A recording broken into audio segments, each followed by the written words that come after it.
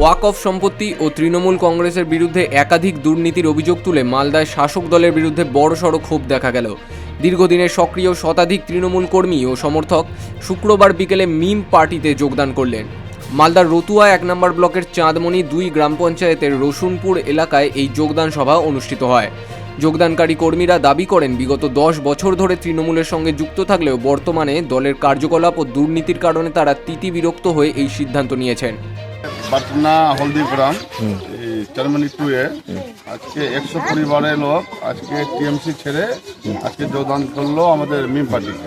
আচ্ছা, কেন দল ছাড়লো ওরা, কি জানালো আপনাকে? টিএমসিতে দুর্নীতিটা বেশি আছে, ওরা টাকা ভাগ করার জন্য নিজের মধ্যে ঝগড়া করে, সেই জন্যে এদের দুর্নীতিটা বেশি ভরে গেছে। এবার রতুয়া বিধানসভা থেকে টিএমসি মুছে যাবে, অন্য চিহ্নারি থাকবে না। টিএমসিদের সব জায়গায় দালালি করছে, সেই জন্যে সবাই বুঝে নিয়েছে যে টিএমসি এখানে আর কোনো চিহ্ন থাকবে না বিধানসভা হচ্ছে। আপনাদের আমাদের আসাদুদ্দিন বেলাস্টার আসছে, আমাদের ওই নিজের হাকের জন্য লড়াই করব, যাত্রা ওটা বাহার করবো অধিকারের জন্য।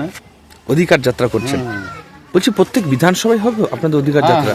আমাদের মিনিমাম 20 থেকে 25টা সিট এবারই হবে আমাদের। আচ্ছা, বলছি মালদায় আজকে আপনাদের জেলা সভাপতি ঘোষণা করেছে যে 8 থেকে 10টি আসনে প্রার্থী দেবে। কি আপনারা মানে প্রার্থী দেবে তো? যেটা বলেছে শিওর বলে। ইনশাল্লাহ আমাদের জিত হবে। এবার আমাদের সবাই বুঝে নিয়েছে টিএমসিটা কত দুর্নীতি করলো। মালদায় 12টা আসন, কটা আসন পাবেন আশা রাখছেন? আমি আশা করছি কি 12টা থেকে 12টাই পাবো। আচ্ছা, সবটাই জিতবেন? টিএমসিদের আর কোনো চিহ্নারি থাকবে না এই বাংলা থেকে।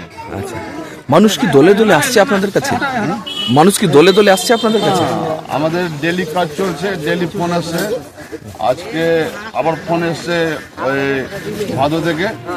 রতুয়া 1 নম্বর ব্লক মিম পার্টির সভাপতি শেখ জাহাঙ্গীরের নেতৃত্বে এই যোগদান প্রক্রিয়া সম্পন্ন হয়। শেখ জাহাঙ্গীর মন্তব্য করেন, সংখ্যালঘুরা নিজেদের ভুল বুঝতে পেরেছে, ঝাঁকে ঝাঁকে আমাদের দলে যোগদান করছে। আগামী দিনে সিপিআইএম ও কংগ্রেস তো সাফ হয়েইছে, এবার তৃণমূল ও বিজেপিও সাফ হয়ে যাবে। মিম নেতৃত্বের দাবি, এই যোগদান মালদা জেলায় তাদের শক্তিকে আরও বাড়িয়ে তুলবে। মালদা থেকে শানু ইসলামের রিপোর্ট, বিগ নিউজ বাংলা।